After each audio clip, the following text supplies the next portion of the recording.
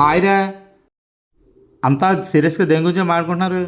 కొత్తగా వాట్సాప్ గ్రూపులో ప్రభుత్వ సేవలు అయ్యే వచ్చాయంటగా, దాని గురించే మేమంతా డిస్కస్ చేస్తున్నాం.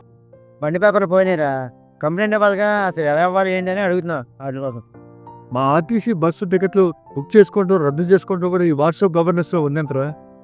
అరే ఈ వాట్సాప్ గవర్నెన్స్లో ఇంటి పన్ను, నీళ్ళ పన్ను, కరెంట్ బిల్ కూడా కట్టుకోవచ్చంట్రా.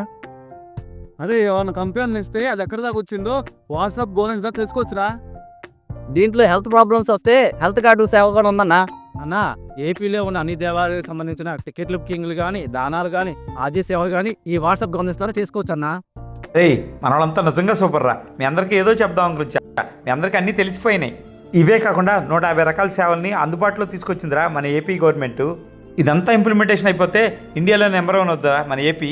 ఇంకా ఈ సేవల్ని ఉపయోగించుకోవాలనుకునే వాళ్ళు ఈ వాట్సాప్ గవర్నెన్స్ నెంబర్ అయిన 9552300009ని మీ మొబైల్లో సేవ్ చేసుకోండి. ఈ 150 సేవల్ని మీ మొబైల్ నుంచే వాడుకోవచ్చు.